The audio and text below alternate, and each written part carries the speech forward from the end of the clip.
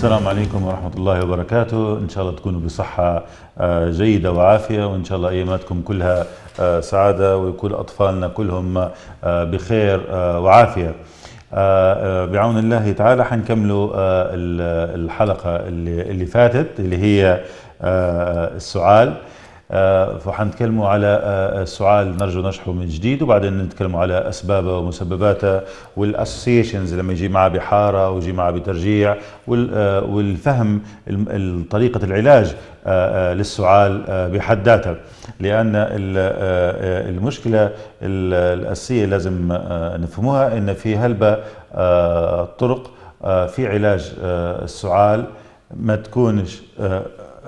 تكونش صحيحة في طريقة العلاج. طيب، لما نجي نتكلم على السعال عرفناه احنا وقلنا بالطريقة اللاتينية اللي اسمها كف، يعني اللي هو الكحة بالعامية، والمطلوب من الكحة هو عبارة عن ديفنس ميكانيزم، هو خط دفاع للجسم. يبدأ الكحة أو السعال هو واحد من خطوط الدفاع الجسم يديرها باش يتخلص من الفيروسات والبكتيريا اللي موجودة داخل الجسم. يبدأ لما نتكلموا على السعال أو الكحة باللغة العامية أو الكف، فاحنا نتكلموا عليه اللي هو واحد من أهم خطوط الدفاع الجسم محتاجها باش ينظف الريسبيراتوري باسجز أو الجهاز التنفسي من أي عوالق موجودة، من البكتيريا، من الفيروسز، فورين بوديز، الأتربة، الغبار. الحاجات هذه كلها مهمة جدا السعال يلعب فيها دور لتخلص الجسم منها. طيب، يبدأ السعال في حد ذاته ماهوش مرض، زي ما اتفقنا في الحلقة اللي فاتت إن السعال ماهوش مرض، هو عارض. يبدأ هنا لما نتعامل مع السعال نتعامل معاه إنه هو عارض لمرض، بمعنى إني أنا هدفي عفوا في العلاج هو مش السعال بحد ذاته، ولكن هو سبب السعال. بمعنى شنو هو المسبب للسعال؟ المشكلة في أهالينا وناسنا إن أول ما يبدأ الطفل يبدأ عنده الكحة أو يبدأ يكح، يبدأ يعطي شربوات الكحة. وهنا نبي نوصل رسالة في بداية الحلقة مهمة جدا. الشربوات توقف الكحة أو الكف سيربس، الأدوية اللي هي علاقة بالكحة اللي هي توقف الكحة، أي نوع من أنواع الكودينز، الدكستروموفرينز، الأسامي المتعددة اللي يستعملوها الدكاترة باش توقف الكحة، ممنوعة تحت 6 سنوات. يبدأ شربوات الكحة أو الأدوية اللي توقف الكحة ممنوعة تماما تحت 6 سنوات، بالذات تحت 6 سنوات. وانا حتى في الاعمار الاكبر ما نفضلش ان نعطوا الادويه توقف السعال او توقف الكحه، وحنشرح ليش. طبعا الامريكان اكاديمي اوف بيدياتريك والاي اي بي، هذه المنظمه الامريكيه المختصه بطب الاطفال، تقول ان في فيتال مشاكل مميتة لما تعطي الأطفال اللي تحت 6 سنين شروب الكحة. ركزوا على الكلام نقول فيه، هو مهم جدا. في الأعراض الجانبية للأدوية متاع الكحة يقول إن في المنظمة الأمريكية للأطفال اللي هو الاي اي بي، وحتى الاف دي اي اللي هو الفود دراج اسوسيشنز، يقول ان في مشاكل كبيره في اعطاء الادويه اللي توقف السعال وتوقف الكحه تحت 6 سنين. طيب، يبدا احنا هنا الرساله الاولى ان شربوات الكحه فيها خطر كبير على الاطفال تحت 6 سنوات. ليش؟ توا السايد افكتس، الكومبليكيشنز، مع السايد افكتس، الاعراض الجانبيه للادويه هي فيها مشاكل كبيره، في منها تغير شخصيه الطفل او تاثر على شخصيه الطفل، حنسموه في بيهيفير تشينجز، في تبدا عنده صداع قوي، في منها دير ديزنس اللي هو الدوخه والشعور بالدوران اللي هو عنده ترجيع، في اعراض هلبه، وفي منها حتى اعراض قاتله. فنحن ننصح نصيحة لجميع الأطباء وللناس العادية إن ما ياخذوش شربوات الكحة، فهي ممنوعة دوليا، بالأخص زي ما قلت لكم المنظمة الأمريكية للأطفال هو الاي اي بي مانع أي كف سيرب، أي شرب كحة تحت 6 سنوات للأعراض الجانبية اللي ممكن يتعرض ليها الطفل، وفي حالات تكون قاتلة للطفل. يبدأ هذا مهم جدا لأن احنا نستعمل في شربوات الكحة بشكل رهيب جدا. المشكلة الثانية غير هيك وتأثيرات الأدوية اللي توقف السعال وتوقف الكحة. طيب، هو ربي ليش خلق الكحة؟ اول حاجه زي ما اتفقنا على في الحلقات الفاتت على الحاره واهميتها، وعلى القصه اللي قلنا ان هي واحده من اهم خطوط الدفاع اللي يتعامل معها الجسم. نفس الشكل السعال او الكحه، الكف ريفلكس، هذه هي تحاول تطلع لو في هجوم بكتيري خش الريسبيراتوري باسجز او الجهاز التنفسي، او فيروسات خشت الجهاز التنفسي، فهي تبدا تطلع الفيروسات وتطلع البكتيريا اللي علقت داخل الجهاز التنفسي وتحاول تحاربها تطردها من مكانها. فهذا ليش مهم الكحه او ليش السعال مهم؟ لانه هو واحد من اهم خطوط الدفاع.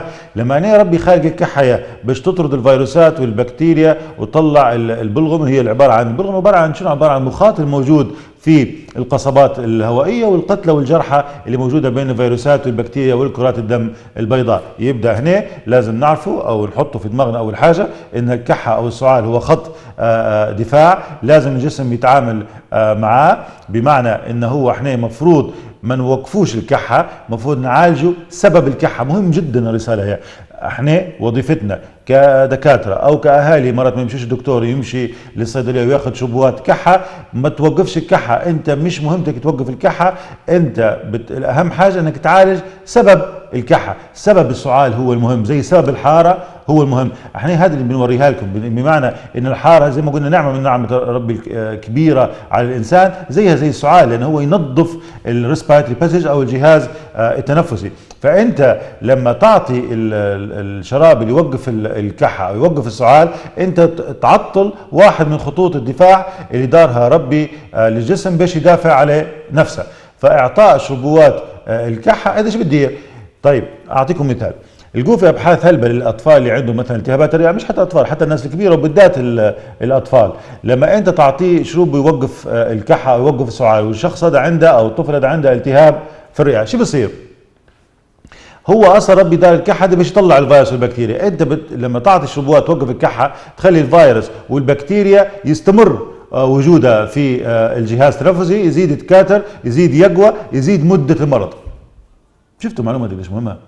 يبدا انت لما تعطي شربوات السعال انت تزيد في مده المرض، بالاخص لو كان عنده التهاب رئه. مهمه جدا الكلام. وانا ليش حاولت اليوم نبدا الحلقه بالقصه هي باش ناكد على الموضوع هذا، ان شربوات الكحه راهو ليها ضرر كبير، من غير الضرر اللي قلناه في بدايه الحلقه ان عندها سايد افكتس، هي عندها مضاعفات على جسم الطفل، وممنوعه تنعطى نهائيا. يعني منظمه زي ما قلنا الاي بي، الامريكان اكاديمي اوف بيدياتريك، اللي هي الجمعيه الامريكيه للاطفال، ممنوعه تماما ينعطى شرب الكحه تحت 6 سنين. واضحه الجمله هذه نكررها، ممنوع تماما ينعطى شرب الكحه تحت ال6 سنين. اول حاجه المضاعفات اللي موجوده في الادويه هي والكومبليكيشنز السايد افكتس اللي موجوده. هذه المضاعفات الموجوده في الادويه هي تاثر على الجسم باشكال مختلفه. قلنا ممكن يحصل حتى الوفاه منها، يحصل نوع من التغيير او behavior changes، تغيير في شخصيه الطفل، يحصل منها حتى الترجيع، الدوران، الهدك، الصداع. كل هذه اعراض جانبيه ومختلفه وبيشتغل نخش في تفاصيلها اكثر واكثر.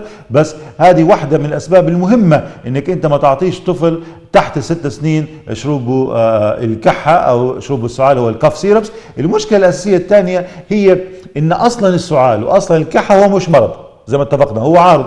فانت لما تعالج توقف الكحة او توقف الخط الدفاع هذا ربي دارهولك، انت بتخلي الفيروسات والبكتيريا تتجمع اكثر في الجهاز التنفسي، وتخلي لو انت عندك التهاب رئة عند الطفل تخلي مدة الالتهاب تزيد. طيب احنا اتكلمنا حتى في الحلقه اللي فاتت قلنا ان السعال او الكحه في منا الجاف هو دراي كف، وفي منا المليان هي الويت كف. شو معنى دراي كف؟ هي الكحه الجافه، والويت كف او برودكتيف كف هي الكحه المليانه. نحاول نبسط الامور لكم. الكحه الجافه زي ما قلنا ممكن يكون التهاب في اللوز، التهاب في الحلق، ممكن حتى نوع من انواع الحساسيه. المليانه ممكن غالبا تكون التهاب بكتيري يكون مصاحبها البلغم، والتهابات في الجهاز التنفسي. احنا حتى في الحلقه اللي فاتت قلنا، وهذه الرساله الثانيه المهمه، ان 70% من اسباب الكحه فيروس. نعودها، 70% من اسباب الكحه فيروس. واتفقنا ان اصل الاطفال تحت ال5 سنين هم عرضه للفيروسات اكثر من التهاب البكتيري، بمعنى التهاب الحلق، التهاب الرئه، التهاب القصبات الهوائيه، التهاب اللوز، التهاب الجيوب الانفيه، اكثر يكون سببه فيروسي. بمعنى 70% من الاطفال تحت ال5 سنوات يكون سببه التهاب فيروسي. طبعا هنا يختلف على العمر، ممكن يكون انفلونزا فيروس، ممكن الادينو فيروس، ممكن الار اس في فيروس، هذه كلها انواع، في منها تشتد في اعمار معينه، زي الار اس في فيروس هو ريسبيراتوري سنتيتيال فيروس اللي يكون اقل من السنتين، يبدا من 6 شهور او 3 شهور، واحده من شهرين للسنتين، بعد سنتين يقدر الجهاز المناعي يتغلب عليه. هذا الريسبيراتوري سنتيتيال فيروس يدير التهابات في الحلق، التهابات في اللوز، واشهر حاجه يدير فيها ريسبيراتوري سنتيتيال فيروس بالذات في اللي هو الالتهابات القصيبات الهوائيه اللي هي الاكيوت برونكولايتس، اللي هو يجي الطفل بكحه وتزويه والدهشه، وهذه حنتكلموا فيها في الحلقات الجايه. طيب يبدا لما نتكلموا على الكحه، قلنا في الكحه الجافه والكحه المليانه. في الحالتين انت مش مطالب توقف الكحه، او بالعكس انت المطالب انك انت softening the cough، انك تخليها مش حاده. كيف تخليها مش حاده؟ هي بالحاجات من غير دواء. بمعنى احنا مش قلنا نعالجه سبب الكحه، انت ممكن تعطي بالذات في الاعمار اللي هو فوق السنه، تحت السنه ممنوع العسل، ركزوا معي، فوق السنه نعطي مثلا ميه دافيه وليمون وكشك عسل. على فكره هذا في العالم كله تو علاج السعال في الاطفال اللي هم فوق السنه، تاخذ ميه دافيه ودي معاها ليمون اللي من العصري، وتحط معاك كشك عسل، يكون ميه دافيه ومن غير سكر. لو حطيت سكر ما فيش منه فايده، لازم نديره زي ما قلنا نعاوده ميه دافيه وليمون اللي معصري ومعاه كشيك عسل. هذه نستعملوها الوصفه في الاكثر من سنه، يعني الطفل اللي اعمارهم اكثر من سنه ل5 سنين هذا احسن دواء كحه. يبدا لو انت لما تسال دكتور فراس قال لك شنو احسن دواء كحه، قول له قال لك هو اللي من العصري وميه دافيه وكشيك عسل، هذا احسن دواء كحه ورخيص. أدوية الكحة معروفة تو يا جماعة، الصيدليين يزعلوا مني، غالية جدا وما فيش منها فايدة. زي ما اتفقنا أدوية الكحة أو السعال ما فيش منها فايدة، وبالعكس هي مشاكلها أو السايد افكتس متاعها هلبة، والمشاكل تكون على الطفل أكثر، وبلس أو زائد إن هي تنقص خط الدفاع متاع الجسم. يبدأ احسن شروب كحه تعطيه لطفلك هو عباره عن ميه دافيه وليم عصري وكشيك عسل ومن غير سكر. تقدر تعطيه حتى 2 أو 3 مرات في اليوم.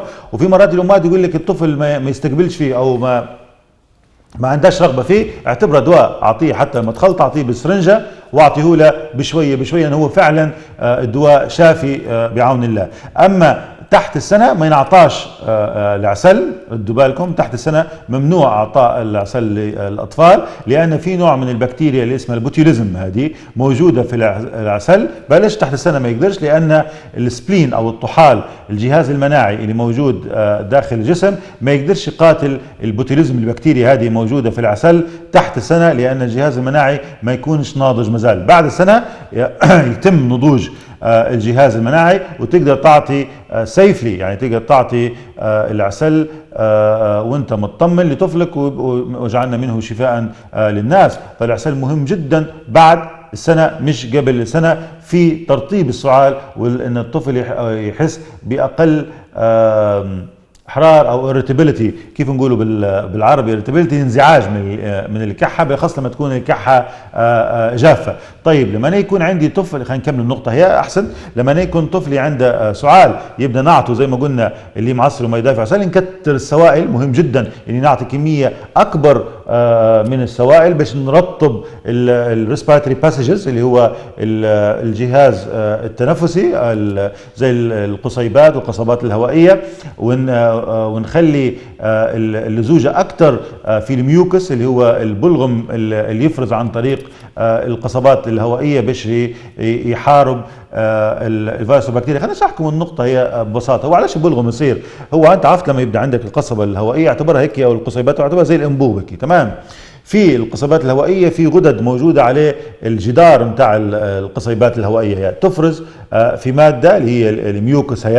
هذه الميوكس عباره عن زي، تخيلها زي الميه على الارض، وفي شعيرات موجوده اللي هي السيليا طالعه من القصبات الهوائيه. هذه الجومات باش تنظف اللي موجود داخل القصبات الهوائيه. فهي عباره عن ميه وجهمه زي ما نقول احنا بالعاميه، بمعنى ان الشعر او السيليا اللي موجوده هي في القصبات الهوائيه مهمه جدا. على فكره في مرض مشهور جدا في الطب اللي هو برايمري سيلياري ديسكاينيزيا، ان هذه الشعيرات ممكن ما تكونش موجوده او ما تخدمش، فيبدا يتراكم البلغم ويبدا صلب ويبدا يدير في التهابات حاده داخل الجسم، وما يطلعش البكتيريا، يكنس البكتيريا والفيروسز اللي موجوده في الجهاز التنفسي. فهنا مهم جدا اعطاء السوائل، يبقى زي ما قلنا اللي معصري ومي دافي وعسل، كتار من السوائل الميه. الحاجه الثانيه والمهمه انه ممكن تدير هيموديفاير زي البخار. كيف ندير البخار في الحوش؟ حتى لو ما عنديش الجهاز هذا اللي نحط في الكهرباء للبخار، نقدر مثلا نفتح الميه سخونه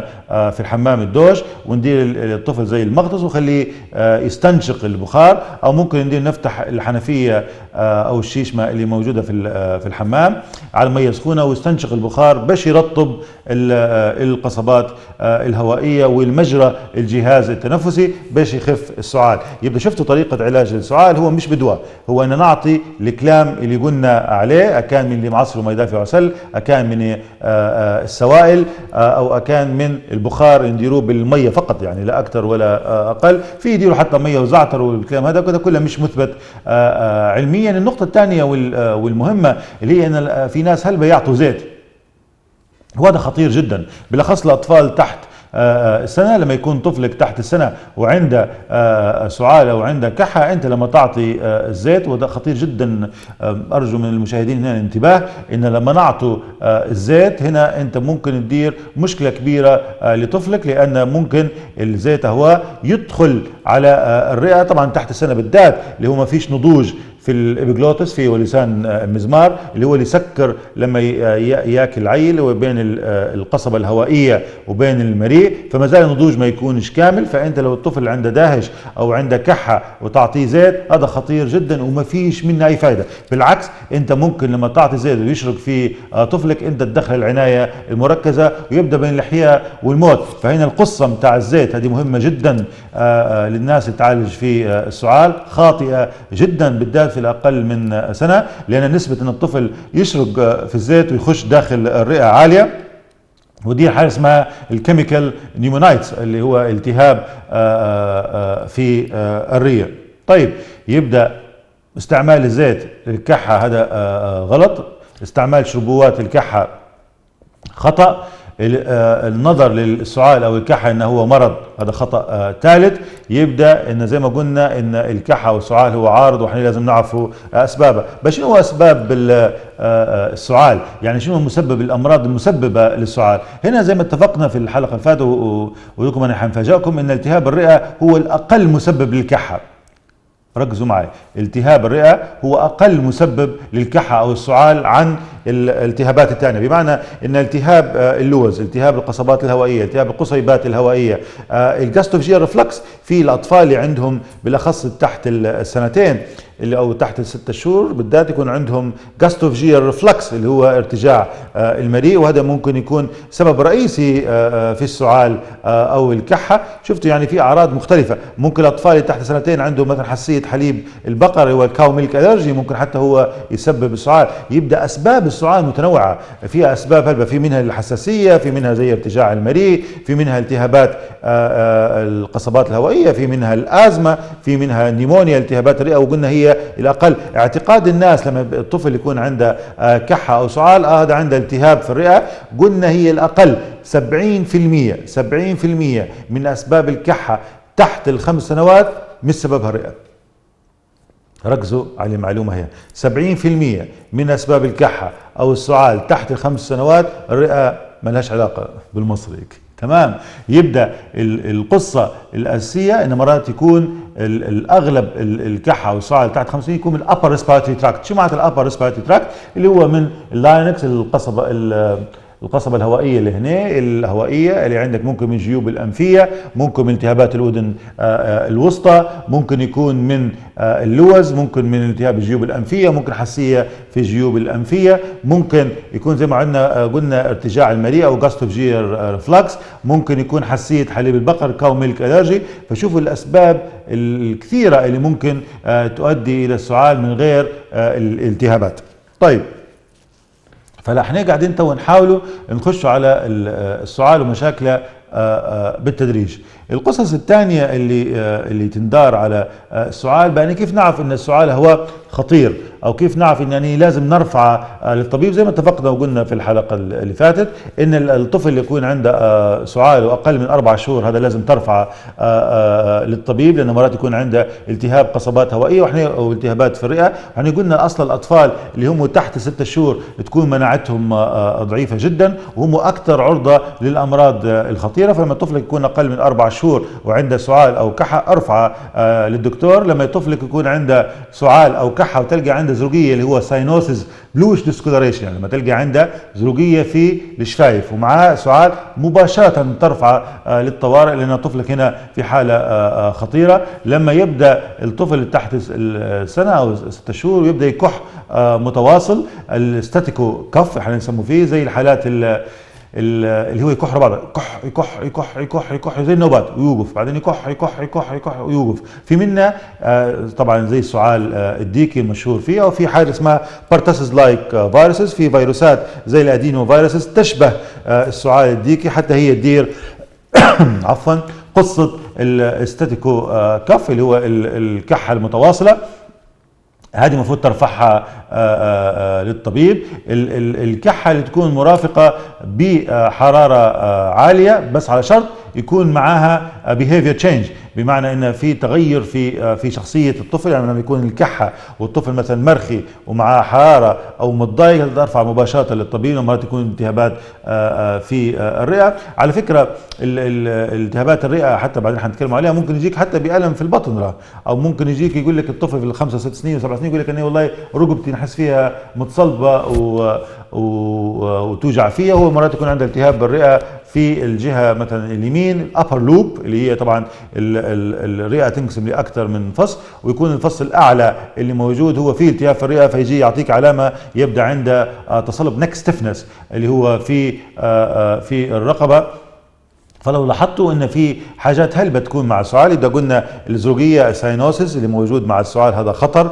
لما تكون حراره عاليه مع السعال ويبدا الطفل في تغيير في شخصيته behavior changes، هذا خطر لازم ترفع للدكتور. لما يكون في سعال اقل من 4 شهور هذا خطر ثاني لازم ترفع للطبيب. لما يبدا الكحه متواصله ويبدا يرجع بعدها، فان هذا indicate severity of cough، يعني ان الكحه قويه هلبة، فانت لازم ترفع للطبيب.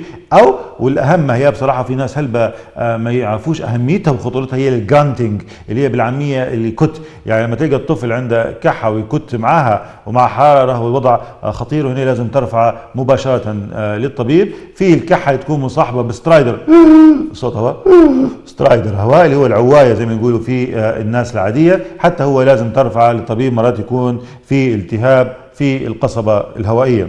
طبعا والاهم الثانيه لما يكون عندك سعال مفاجئ، بمعنى طفلك كان يلعب وانت مش بعدها مثلا الام في الكوجينه تطبخ ودير حاجه زي تو في رمضان، وفجاه سمعت ولده يكح مع انه هو ما كانش يكح. فمرات يكون هو فورن بادي اسبيريشن، هو مثلا ما يكون بلع حاجه وخشت القصبه الهوائيه، فبدا الطفل يكح.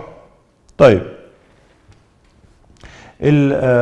تكلمنا تو احنا على الاسباب، قلنا الاسباب المتعدده للسعال. راح تكلمنا حتى على طريقه التعامل مع السعال، وكيف نعطوا الحاجات البسيطه اللي هو تراديشن ميديسن والدواء العربي. بس طبعا في حاجات هلبة طلعت بنمر ومش عارف الكلام هذا كل هذا مش مثبت علميا. الزيت قلنا خطير، ونعطوا زي ما قلنا نكتروا السوائل، نعطوا ابخره العاديه مثلا طنجره نفتحوا سخونه ميه سخونه استنشقها، او الحنفيه نفتحوا الميه السخونه وخلي يستنشق البخار بتاعها. وقلنا اكثار السوائل والليم العصري ومي دافيه والعسل مهم جدا في علاج السعال. نجي على النقطه اللي بعدها.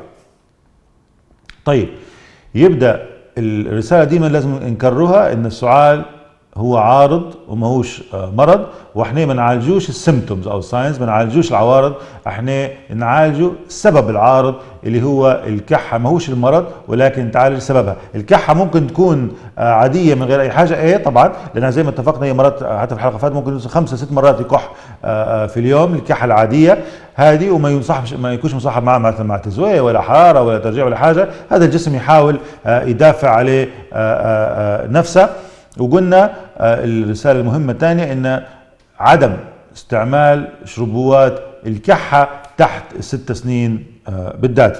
وهنا طب نبي نتكلم حتى على موضوع احنا قصة الفنتولين او شرب الفنتولين. الشرب الفنتولين عالميا راهو ما عادش الناس تستعمل فيه، فهنا نبي طبعا حنتكلموا بعدين على في الحلقات القادمة على حساسية الصدر والقصص هي، بس هنا ما دام حنتكلموا على شربوات الكحة حنتكلموا على الفنتولين سيرب او شرب الفنتولين. عالميا هذا ما عادش ينعطى، في ضرر كبير للاطفال بالذات، ولقوا الناس فعاليته حتى تحت سنتين ما فيش اي فاعليه فيه، وفي اضرار كبيره. الفنتولين شرب او دواء مهم جدا، ولكن الفنتولين ينعطى عن طريق البخاخه، ما ينعطاش عن طريق شربه. طب بعون الله حنزيد بالتفصيل اكثر بعد الفاصل. فاصل ونعود.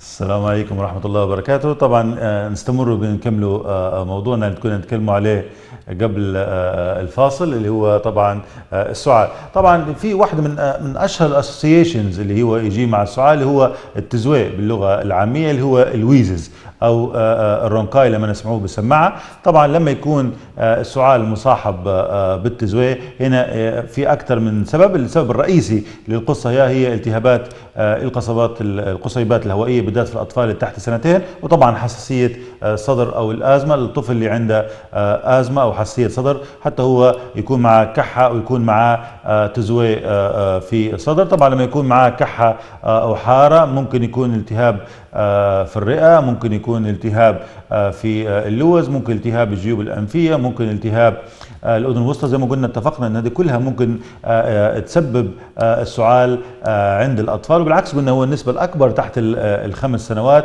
يكون هو التهاب اللوز والتهاب الجيوب الأنفية والتهاب الأذن الوسطى، اللي هو الأبر ريسبيراتوري تراكت انفكشنز، اللي هي المسؤولة على الكحة والسعال. طيب بنخش توا شوي شوي نتكلموا عليه التهاب الرئة او النيمونيا. النيمونيا هو الاسم اللاتيني لالتهاب الرئة. طبعا النيمونيا او التهاب الرئة يعتبر التهاب شديد ويعتبر التهاب خطير، وفي منها حتى يدخل للعناية المركزة، وطبعا وفي من التهابات الرئة حتى تسبب للوفاة، بعيد شر على اطفالنا كلهم يا رب العالمين ان شاء الله يشفيهم. انه هو واحد من الاسباب المسببة للوفاة عند الاطفال اللي هي النيمونيا، وتكون نسبة الوفاة تعتمد على العمر وعلى نوعية الاورجانيزم، نوعية البكتيريا اللي سببت التهابات الرئة. لما نتكلم على التهاب الرئة ممكن يجي في اي عمر من الولادة، من الولادة، وحاليا نسموه فيه لما يجي في الولادة، يجي في اول يوم او ثاني يوم بعد الولادة، نسموه فيه كونجينيتال نيمونيا. ممكن يجي حتى في الساعات الاولى بعد الولادة، ويكون سبب التهاب الرئة او الكونجينيتال نيمونيا اللي موجود، اللي يكون هو عبارة عن البكتيريا الموجودة في رحم المرأة. خلينا نشرحه بالتفصيل. نيمونيا هو الالتهاب في الياف الرئة، الأنسجة متاع الرئة، مش في القصبات الهوائية. لما يكون التهاب في القصبات الهوائية أو القصيبات الهوائية نسموه فيه acute bronchiolitis. لما يكون التهاب في القصبات الهوائية وأنسجة الرئة نسموه فيه برونكو نيمونيا. لما يكون الالتهاب موجود في الأنسجة اللي هو متاع الرئة نيمونيا أو انتستيشيال نيمونيا أو التهاب الرئة. طيب يبدأ اتفقنا أن النيمونيا هو التهاب في أنسجة الرئة. أنسجة الرئة هي هذه اللي مسؤولة عليه تبادل الأكسجين وثاني أكسيد الكربون، بمعنى أن الحويصلات الهوائية تكون موجودة في أنسجة الرئة، في النسيج متاع الرئة. الحويصلات الهوائية هذه تكون حواليها نوع من الأوعية الدموية، هي الكابيلاريز.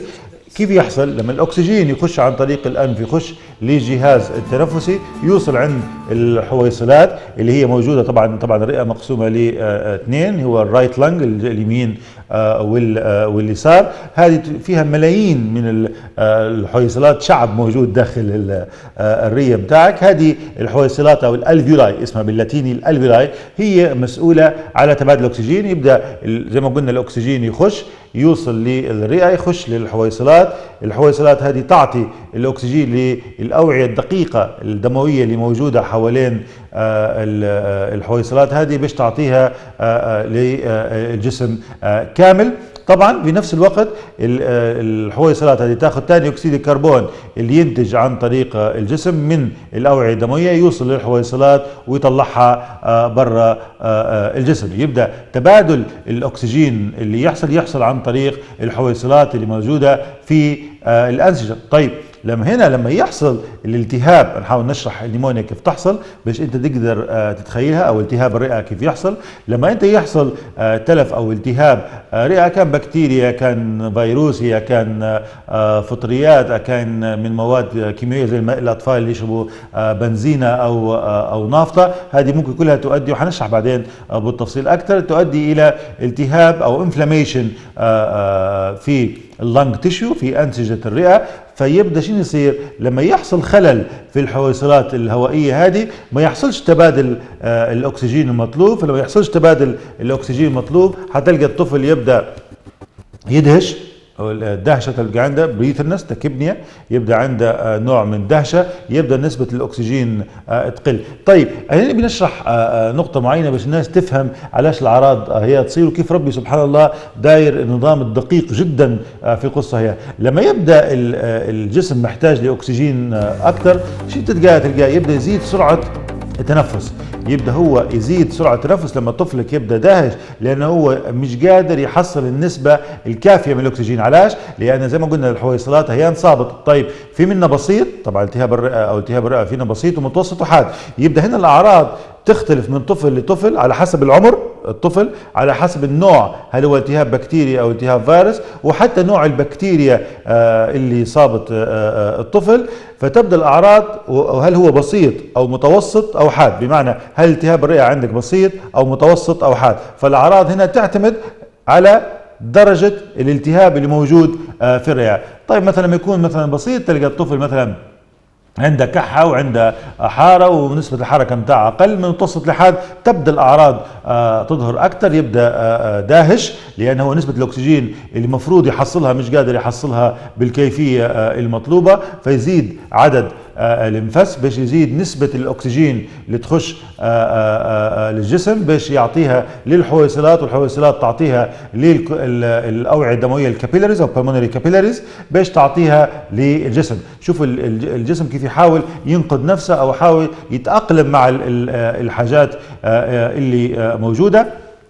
الحاجة الثانية حتلاحظ انه هو ديسترس، انه هو شنو يصير نوع من الانقباض بين العضلات نتاع القصف الصدري، استعمال العضلات الموجودة في الركبة، الحركة نتاع الانف اللي هو ساينز اوف ديسترس.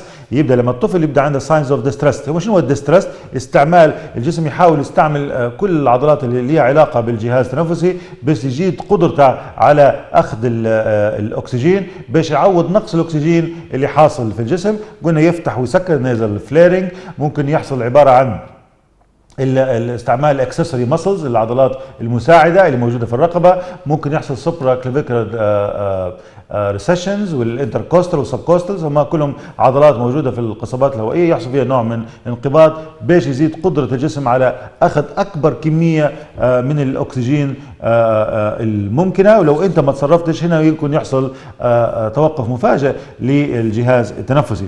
فالجسم دائما يحاول يعوض النقص اللي عنده. فانت طفلك لما يبدا عنده الكحه بدها تزيد والحراره وتلقاه مرخي وتلقاه بداهش، ارفع مباشره للطبيب، لان هذا محتاج تدخل الطبيب. وزي ما قلنا في منا يحتاج حتى دخول، في منا في القسم، وفي منا عنايه مركزه، وفي منا يخشوا حتى على جهاز التنفس الصناعي. طيب زي ما ذكرنا احنا في بدايه الحلقه ما قلنا السعال تحت ال5 سنين اسبابها فيروس 70%، نفس القصه في التهابات الرئه. التهابات الرئه تحت ال5 سنين حتى يجوا العلماء لقوا ابحاث كبيره توري ان 70% من الالتهابات اللي تصير في الرئه تحت الخمس سنوات سببها فيروسي مش التهاب البكتيري. طبعا لو انت سالتني منو اخطر في التهاب الرئه، هل هو الالتهاب الفيروسي او الالتهاب البكتيري؟ طبعا الالتهاب البكتيري هو الاخطر على الطفل لما يكون عنده التهاب في الرئه. والتهاب الرئه زي ما قلنا ممكن يكون سبب بكتيريا او فيروس او كيميكال نيمونايتس. معناتها كمان نيمونايتس معناتها ببساطه لما الطفل ياخذ نافطه وبنزين. وهنا نبي نوقف شويه لان قبل الاسبوع اللي فات جتني حاله كان وضعها سيء في المستشفى. كان الطفل ماخذ نافطه، وهذا في ضمن الموضوع احنا نتكلم عليه لان كيف حنفهمكم توا. شوف النافطه كيف ممكن تدير التهاب في الرئه، بس في رساله معينه نبي نوصلها هنا. لما الطفل ياخذ في نافطه او ياخذ في بنزين يشربها هيك بالخطا، رد بالك تعطيه حليب وتخليه يرجع. واحدة من أكبر الأخطاء يديروا فيها الناس، نعودها من جديد. لما طفلك ياخذ بنزينة أو نافطة ما تعطيش حليب باش يرجع، ما تديلاش غسيل معدة. هذه كلها أخطاء، لأن هو شو مشكلة في البنزينة والنافطة؟ هو عبارة عن فولتايل جازز. شو معناه فولتايل ليكويد؟ شو معناه فولتايل ليكويد؟ هو عنده قدرة على التبخر سهلة النافطة والبنزينة. فالعيل لما يشرب البنزينة والنافطة هي الخطورة إنه يشم الغاز هذا او الغاز الهوائي هواء ويخش للرئه ويسبب في التهابات داخل الرئه. فالطريقه الاحسن لما يكون طفلك ماخذ بنزينه او نافطه انك تنحي له ملابسه، تغسل له باش تنحي ريحه النافطه وتنحي النافطه الموجوده على ملابسه وجسمه، احسن من انك تديه تعطي حليب وتخليه يرجع وتدير له غسيل معده. هو اصلا غسيل المعده في الحالات هي كونترانديكيتد. شو معناها كونترانديكيتد؟ ممنوعه تماما. طفل ركزوا معي في كلام هواء، لان هذا لحد الاسبوع اللي فات انا شفته وجيب دخل الطفل على جهاز تنفس الصناعي، الحمد لله غير هو استجاب على الدواء بفضل الله عز وجل. فالفكره الاساسيه لما يكون الطفل خديه بالغلط بنزينه او خديه بالغلط نافطه، ما تخليش الطفل يرجع، ما تعطيش حليب. ونبي نحوي العادات هي اللي ما تبيش مش عارف السبر هذا اللي ما بيش يتم تمام. وقفوا، ما تعطيش الحليب والبن باش يرجع، لانك بالعكس انت لما حتخليه يرجع حيزيد الامر سوء. يعني ارجو من جميع المشاهدين اللي يسمعوا فيها توا ان يوصلوا هذه الرساله للناس كلها. لما طفلك او اي شخص حتى كبير مثلا يشرب خديه مالقي وشربه بالغلط وطلع بنزين او نافطه، ما يشربش حليب باش يرجع ويدير له غسيل معده لطفلك. هذا كله بيخلي الوضع اسوء. انت لما تدير غسيل معده لطفلك او لما تعطيه حليب او البن باش وتحط صبعك في فمه باش تخليه يرجع، راو انت تخلي ولدك في خطر اكبر. ركزوا معي في الجمله هي، انت تخلي ولدك او طفلك في خطر اكبر، وممكن يبدا عنده التهاب رئه حاد احنا نسموه فيه الكيميكال نيمونايتس، الالتهابات في انسجه الرئه، وتدخله في مشاكل كبيرة تؤدي إلى التهابات حادة داخل الرئة. فالطريقة الأنسب لما طفلك ياخذ الفولتايل ليكويدز اللي هم زي البنزين والنافطة، إنك تنحي له ملابسه وتغسل له باش الرائحة بتاعها ما تخشش للجهاز التنفسي وتدير الكيميكال نيمونايتس أو التهابات الرئة. طيب، يبدأ قلنا الأسباب المسببة التهابات الرئة أو النيمونيا هي الفيروسات والبكتيريا. ممكن تكون فطريات لما يكون الجهاز المناعي ضعيف، ممكن الدرن واحدة من الأسباب المهمة في التهابات الرئة. ممكن زي ما قلنا الكيميكال نيمونايتس اللي هي زي ما البنزين والنافطة تشمها بالغلط. ممكن الزيت اللي يصير الزيت لما يشرق به العيل، هذا ايش قلنا ممنوع تعطي طفلك تحت السنتين زيت، لما يشرق به ويخش الرئة ويدير التهابات في الرئة. فاصل ونعود ان شاء الله.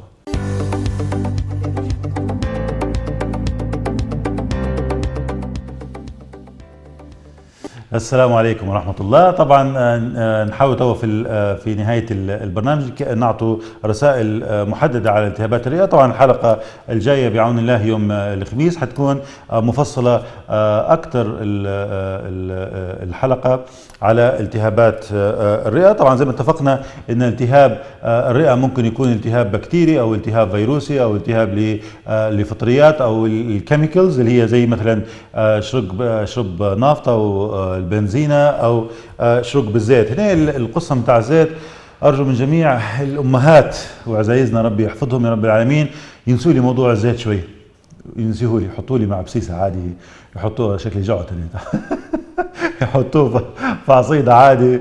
ابعدوا عن موضوع الزيت للاطفال. الزيت الزيتون فيه فوائد كبيرة هلبة بس مش في الاطفال. ابعدوا عن قصة الأطفال في الموضوع هو، لأن اتفقنا لو شرق الطفل بالزيت حتصير مشكلة كبيرة، وأصلا ما فيش فايدة فيه من قصة التهابات الرئة أو السعال، وهذا كلها اعتقادات خاطئة موجودة عند أهالينا. طيب، لما نجي نتكلموا توا وقلنا ان اكثر مسبب لالتهابات الرئه هو الفيروسات، واتفقنا ان التهاب الرئه هو عباره عن التهاب في الانسجه بتاع الرئه وفي الحويصلات الرئه. طبعا تمركز اللي هو تغيير الاكسجين او تبادل الاكسجين بين الدم والحويصلات طبعا هو في الرئه. فلما يحصل عندك التهاب الرئه انت يحصل عندك دمج او تدمير في الحويصلات. طبعا الحويصلات هذه راهو بالملايين موجوده في الرئه في الجهه اليمين او الجهه اليسار للرئه. فلما يحصل التهاب طبعا على حسب ان هي قوه الالتهاب ممكن يدمر جزء بسيط من الحويصلات، ممكن متوسط او حاد، وهنا تبدا الاعراض مختلفه على حسب الالتهاب الموجود. شنو الاعراض اللي ممكن يجي فيها التهاب الرئه؟ طيب، التهاب الرئه ممكن يجي بحاره، ممكن يجي بكحة سعال، ممكن يجي بدهشة انه يزيد عدد التنفس، ممكن يجيك بدسترس زي ما قلنا انقباض العضلات اللي موجودة بين الربس اللي هو في القصبة في الأضلع الرئة، ممكن يجيك بتكبنية زيادة الانفس، ممكن يجيك بصداع، ممكن يجيك بنك ستيفنس بخاصة لو كان التهاب الرئة في الرايت أبر لوب يعني في الجزء الأعلى من الرئة، ممكن يجيك في وجع في المعدة، يشكي لك الطفل من بطنه وهو يكون عنده التهاب رئة لور لوب نيمونيا، تكون التهابات في الرئة. طبعا زي ما قلنا مقسومة لأقسام، في الجزء السفلي بتاع الرئة اللي هو اللور لوب نيمونيا ممكن يجيك بوجع أو مغص في البطن وأنت تمشي إن الطفل عنده زايدة ولا عنده التهابات في الأمعاء ولا نزلة معوية، هو عنده التهاب في الرئة. فهنا لما يكون عند خاصة الأطباء الكيف بادين في طب الاطفال بيوفقهم، لما يكون عندك طفل عنده اوجاع في البطن او يشكي من بطنه انت لازم تحط السماعه وتسمع صدره، لان مرات يكون الطفل عنده التهاب في الرئه او لور لوبر نيمونيا ويجيك بالقصه هي اللي هي اوجاع في المعده او البطن. يبدا شفت الاعراض اللي ممكن يجي بها التهاب الرئه، اعراض متعدده. طبعا اهم عارض في التهابات الرئه هي الدهشه لما ما تكونش موجوده يبدا نسبه ما تلغيش ان الطفل ما يكونش عنده التهاب رئه، بس نسبته تكون اقل. يبدا التكبني او بريثنس لما الدهشه ما تكونش هلبه موجوده او مش موجوده تقل نسبه ان الطفل ممكن يكون عنده التهاب رئه، بس هذه ما تلغيش وجود التهاب الرئه. وهنا التهاب الرئه للاطفال حتى العمر يلعب دور كبير. هذا طب الاطفال صعب هالبلد انت تتكلم على اعمار مختلفه، مش اعمار ثابته زي الكبار او بعد ال 18 سنه من العمر. احنا طبعا اتفقنا ان حتى التهاب الرئه ممكن يجي بعد الولاده مباشره وسميناه الكونجينيتال نيمونيا، زي ما قلنا انه ممكن في اطفال بعد الولاده ممكن يحصل التهابات يا اما في الرحم نفسه لما كانت الام حامل في قبل الولاده، ممكن يكون في خلال الولاده، ممكن بعد الولاده. هذه 3 مراحل ممكن يحصل فيها التهابات الرئه او كونجينيتال نيمونيا في الاطفال، هو في الرحم في اليوترس، في البيرث كانال لما يكون في خلال الولاده، او حتى بعد الولاده في خلال 24 ساعه بوست نيتال، يعني الانتي نيتال وديورنج ديليفري وبوست نيتال ممكن يكون سبب لالتهابات الرئه. ويكون الاورجانيزمز او نوعيه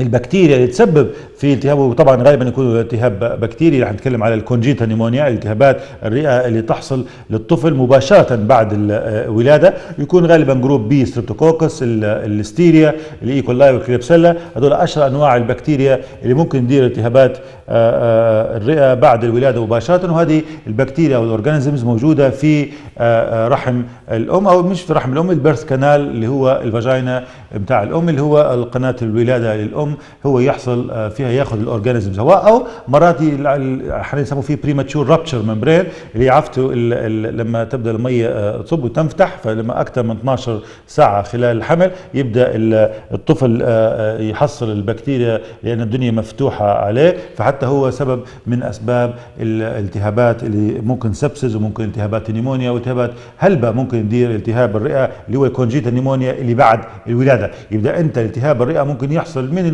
بعد الولاده وانت ماشي لحد 80 90 سنه لما بيعطيك من العمر. فهذه كلها الاعمار يحصل فيها التهابات الرئة. طيب هنا التهاب الرئة في حديثي الولادة الشكل مختلف طبعا، ممكن يجيك يكون داهش، ممكن يجيك أبنيا ما يتنفسش، يعني يوقف الانفاس بتاعه. نتكلم عليه الطفل نيونيت اللي هم الاطفال اللي تحت 28 يوم، لما يبدا عندهم التهابات الرئه ممكن يجيك هيك، ممكن يجيك بصفير، ممكن يجيك ببور فيدنج، ما عندهاش قدره على الرضاعه، داهش، مرخي، يكح السعال. واحنا قلنا الاطفال اللي تحت الاربع شهور لما يكون عندهم السعال موجود واضح جدا، فهو لازم يترفع مباشره للطبيب، لان مرات يكون التهاب خطير جدا. طبعا التهابات الرئه فيها complications او فيها مضاعفات، يعني ممكن تدير صديد داخل الرئه، ممكن تدير ابسس اللي هو الخراج داخل الرئه، ممكن تدير مشاكل الهلبه، ومرات حتى تحتاج الصديد انك تفتح الداخل او داخل طبوات وقسطره باش تنحي الصديد، وحنتكلموا عليها هذه في الحلقه القادمه لما حنتكلموا على التهاب الرئه بتفصيل اكثر. طيب هنا المسج اللي نبي ناكد عليه، اللي اليوم مش حنتكلم بتفصيل اكبر، غدوه او عفوا يوم الحلقه القادمه حنتكلم بتفصيل اكبر على التهابات الرئه ونخشوا عليها بتفاصيلها وكيف التعامل معها. بس هنا نبي نكرر قصه الموضوع نتاع السعال. لما الطفل يكون عنده التهاب في الرئه وتعطيه شو بيوقف الكحه، وطبعا قلنا السعال او الكحه واحده من اعراض التهاب الرئه. فانا في الختام نبي نوصل المسج هواء او الرساله هي لما يكون طفلك عنده التهاب رئه وعنده طبعا واحده من اعراض التهاب الرئه هو السعال، فلما تعطي شروبه يوقف السعال انت تزيد من قوه ومده التهاب الرئه. ان شاء الله احبابي المشاهدين نكون استفدنا من الحلقه هي وفي من الرسائل اللي حاولت نوجهها، ونحاولوا بعون الله الحلقه القادمه نكملوا على التهاب الرئه ونخشوا في تفاصيلها. دمتم بسلام والسلام عليكم ورحمه الله.